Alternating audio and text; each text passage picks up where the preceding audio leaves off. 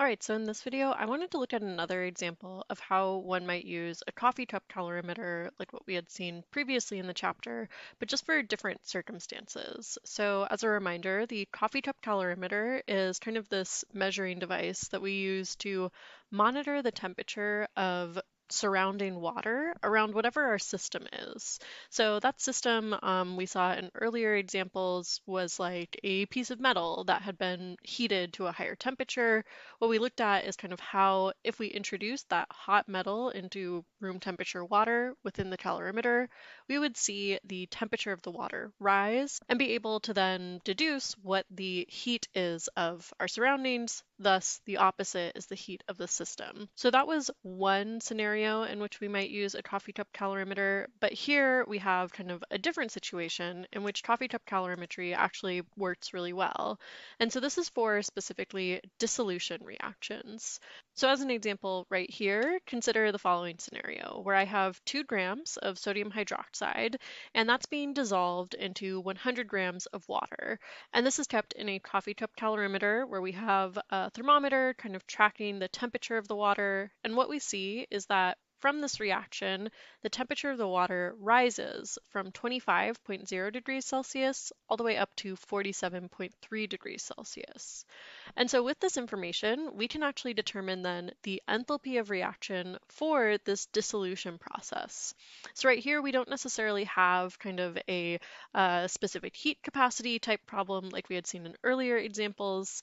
Instead, what we're trying to find out through this process is the enthalpy of reaction for taking solid sodium hydroxide and turning that into then aqueous sodium hydroxide.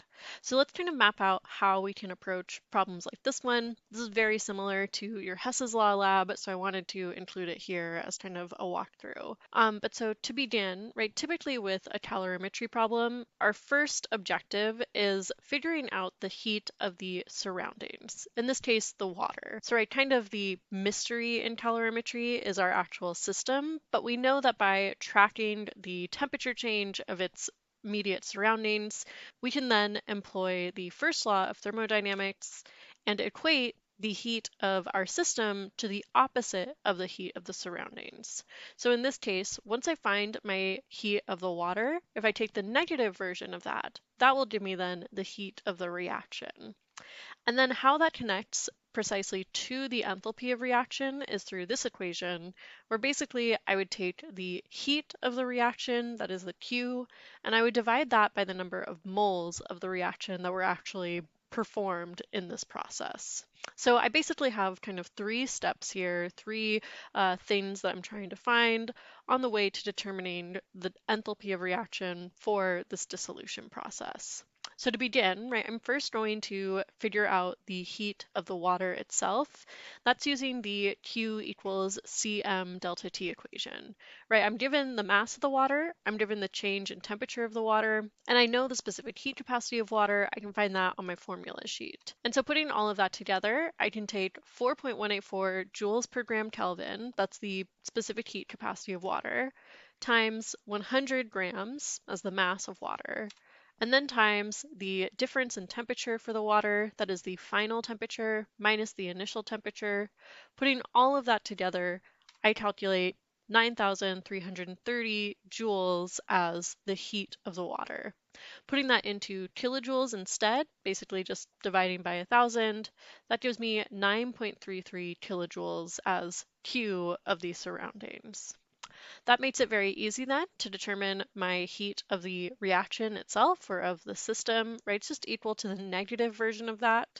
And so I can say then that Q of the reaction is equal to negative 9.33 kilojoules. Now the next piece that I need to do is take that Q of reaction and divide that by the moles of the reaction. In this case, that's really just as simple as finding the moles of sodium hydroxide, where we see in our balanced equation up here that 1 mole of sodium hydroxide in the solid state turns into the aqueous phase. And so if I can just figure out my moles of NaOH that were used in this scenario, that's going to be the N of the reaction here. And so starting with 2 grams of sodium hydroxide, using its molar mass, I find that that equals 0.05-ish moles of NaOH. And so I can then use those two values, both the Q and the N, to solve for my enthalpy of reaction, right? Taking my kilojoules divided by moles, and that will give me negative 187 kilojoules per mole. Now, just as like a quick concept check, making sure that I didn't like miss anything here, right? When I see a negative enthalpy of reaction, that indicates that we have an exothermic process occurring. And based off of the information given, the fact that the water temperature rose as a result of this reaction, right, what that implies is that the reaction itself released heat, transferring it to the water. And so that negative delta H does make sense for what we see right here. So right, for an exothermic dissolution process, we should see the temperature of the surroundings, that is the water, rise as a result of that. All right, but so that's just like one more example of using a coffee cup calorimeter. I really wanted to show you this because again, this kind of correlates and corresponds to our Hess's Law lab. And so this should kind of help you out as far as getting the pre-lab questions done and getting the post-lab analysis done as well. But please let me know if you have any questions, and I'm always happy to help. Bye.